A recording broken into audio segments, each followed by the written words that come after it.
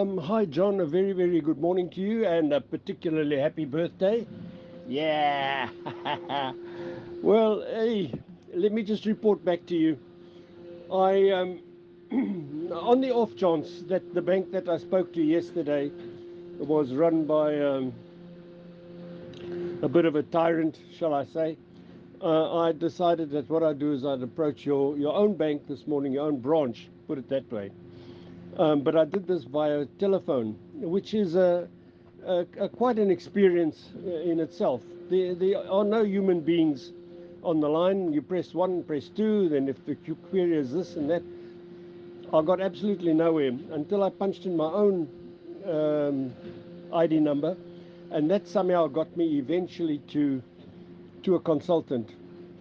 I then explained the situation to her in very nice terms. Uh, so this is met by, oh, eh, oh, I see, oh. So I said, all right, now the situation is this, but my friend has no money, and I've got all the papers over here. May I come into the bank and leave them there with you, and you forward them on to the relevant party, and they unblock his account?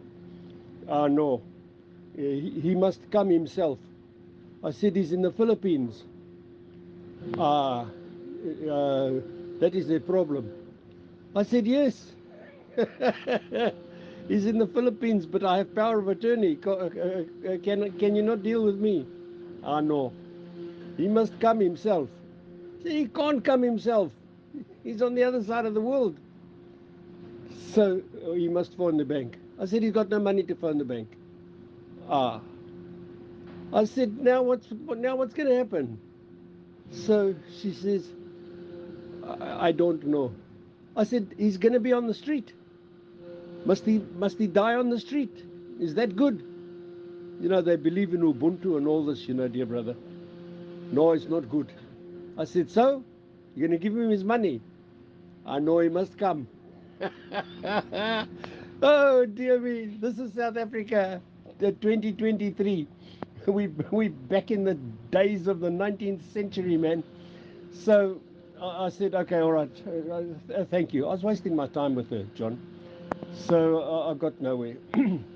Well, this story really begins about a month ago.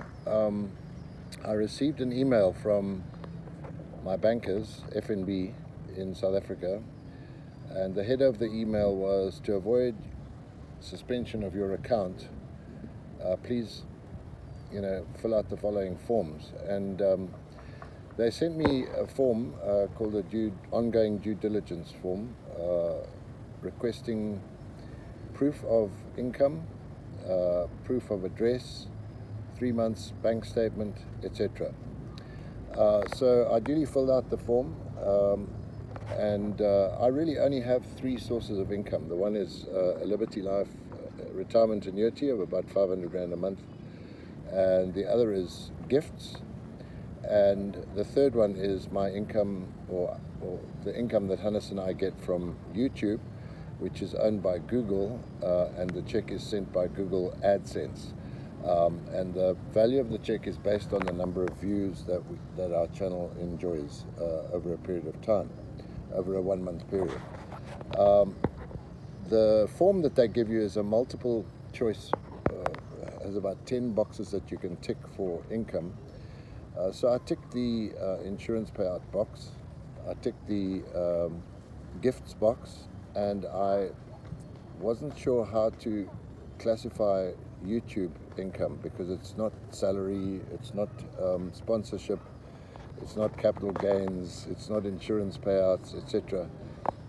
And the only other option there was commission or business. So I ticked the sponsorship box. Anyway, later called the bank, at great expense, I might add, because it's very difficult to get to talk to a human being. My South African SIM card doesn't work here, so I have to use an app like Skype, and then pay about, I don't know, €3 a minute or something ridiculous to phone a mobile number, which is the number for Fika at FNB.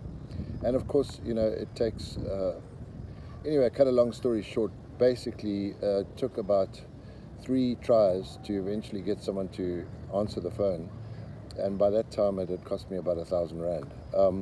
Nevertheless, I managed to speak to somebody, and I tried to ask their advice because I wanted to make sure that nothing, that my account was not put on hold or suspended. And she advised me to tick the box that says business, and then enclose a letter or attach a letter explaining that my business is not a real business but a side hustle, that I get I make a few YouTube videos, and I get a check from or I get money from YouTube every month. So I duly did that, and but I heard nothing back from the bank. First of all the emails you get from the bank are automated, computer generated emails. I don't know if a human being ever reads them. Only the attachments that you send are a few days later uploaded to the FNB system. And every time you get through to talk to someone, it's a different person, and all they can do is look at the system to see, what documents you've uploaded. Anyway, the next person I spoke to said, no, you've ticked the business box, therefore we need certificates of incorporation, we need audited financials for your business, we need tax returns, etc. So I said, no, it's not like that. It's a YouTube. But I couldn't seem to explain to them the YouTube thing. Anyway, a month went past, and then one day I went to the ATM to draw money because I'd run out of cash, and lo and behold, the ATM wouldn't give me any money. And cut a long story short, my account had been suspended. So panic stations, I again called the bank, and again am put through to different people. And again, they want, and I explained I'm in the Philippines, I don't have any money, I can't come into the branch. When I explained I was in the Philippines, I then had to fill out other forms for a South African resident temporarily abroad. I had to prove my address here in the Philippines, which I was able to do. And basically gave them everything that they wanted, but you never get a reply to your emails, and your account stays on hold. And when I call them, they say they've escalated it to their quality assurance department, and they will be in touch with me. Nobody ever gets in touch with me. So my account has now been suspended for about a month. What this means is basically that Hannes and I are unable to access any of the money that comes to us from YouTube. So my main source of income is that money from YouTube, and now we are getting nothing from YouTube because the YouTube money gets paid into an account that's suspended, and it's pretty much impossible to get YouTube to change the banking details to send the money to a different bank. That's another story altogether. You can ask anybody who's ever been monetized by YouTube. Really, what happened in South Africa is YouTube in Ireland send you a letter via snail mail through the post office with a one-time PIN in it. When that letter filters through the post offices, and you know what the South African Postal Service is like, and eventually gets to your house in South Africa, the PIN is valid for 3 months. You have to then contact YouTube and tell them what the PIN is, and then they activate. Now that you've proved your address, they activate your bank account. It took me 3 times and 5 months and only 1 letter ever arrived. So of the 3 letters YouTube sent me in South Africa from Ireland through the post office, only 1 letter ever arrived. And fortunately, that was good enough for me to get monetized and to get my bank account connected. But that bank account is now suspended. So the only way I can receive money or get anything to live on at all here in the Philippines, I don't have money to fly back to South Africa and sort this out because I've only got about 300 Rand left to my name. $300 in PayPal. The only way that I can get money in the Philippines is via PayPal. Fortunately, I met someone, a former US Marine called John Rutledge. John lives just down the road from me, and he has been a subscriber of our channel when we only had 400 members. We've got 16,000 members now, and John was one of my first financial supporters. And one day I went to the beach, and in fact last week I went to the beach, and this stranger started shouting my name. Hey, John, and introduced himself, and I thought, gee, I don't know you. And he said, yeah, I'm a subscriber on your YouTube channel. So, yeah, on a beach in the Philippines, I meet one of our original long-standing subscribers who's also a combat veteran. And John showed me an unlikely little sorry store where you can go in and you can send money to the owner of the store on PayPal, and he pays you out in Philippine pesos. So I send him US dollars and he pays me out in Philippine pesos. So I'm actually able to then get money out of PayPal, because my PayPal is also connected to my FNB account in South Africa. So apparently I can't change my banking from PayPal I have a South African PayPal account, so I can't change it to a Philippine bank. And I do have a bank account in the Philippines, but PayPal are unable to send money to that bank account. So by me going to the store, I'm able to bypass the banking system, and they give a much better rate than the bank. They charge a 2% surcharge, which is really neither here nor there. So there are a few people I want to thank who've tried to help me during this crisis, because it's been really scary being stuck here in the Philippines without any access to cash. And the one I want to the one who's done the most hard work to help me is Martin Creamer. I want to really thank Martin, who's gone out of his way to contact my bankers. He's gone to visit the bank. I've given him power of attorney. I've sent him all the documents. Unfortunately, Martin was unsuccessful. What may be a ray of light on the horizon is the banking ombudsman.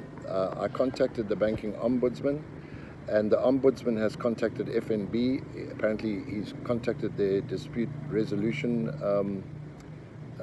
department, and they have 21 days to respond to the banking ombudsman.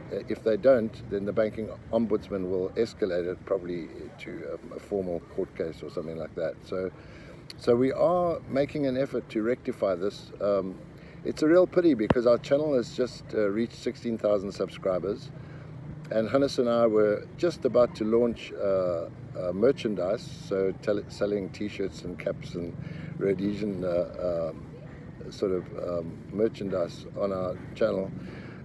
So yeah, unfortunately that's all on hold for the time being. So that's something that has really been occupying my mind, and that's probably why you haven't seen a lot of new video uploads, because of the anxiety and everything that's been causing.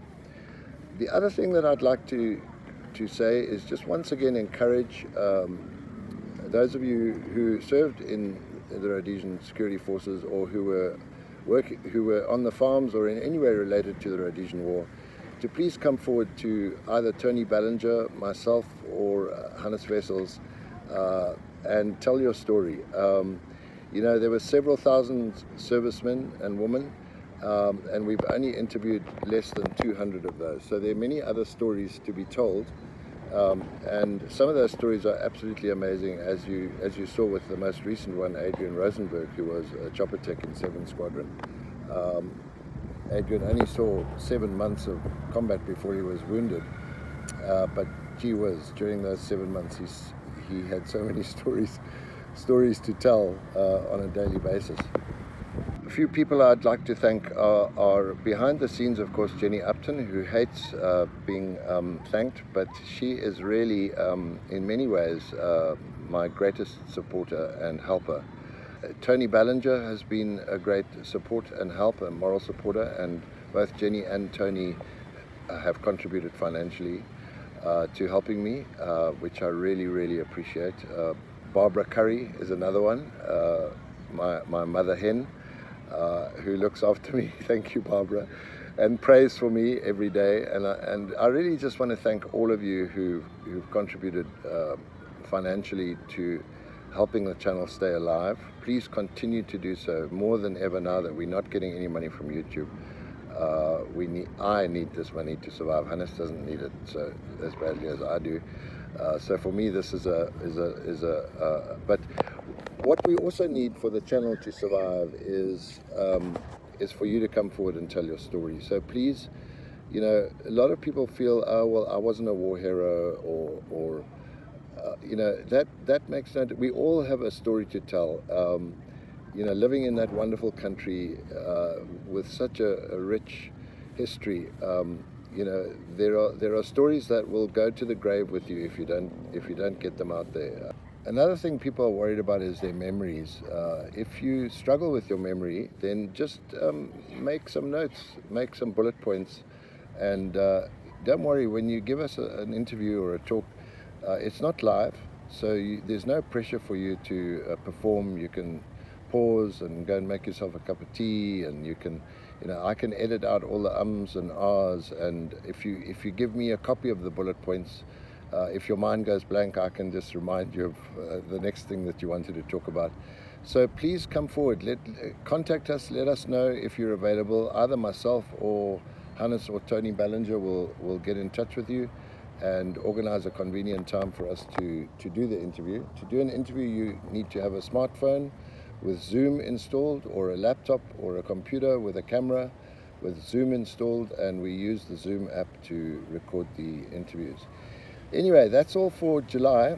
A good month. We hit a milestone of 16,000 subscribers, and in some ways a very challenging month. You can see from the weather here, it's typhoon season, and we have a typhoon just off the coast here, so this is one of the rare bits of sunshine that we've had. It's been raining for about a week solidly, lots of rain and wind, but think of me, and please continue to support the channel. I really appreciate it. Thank you very much.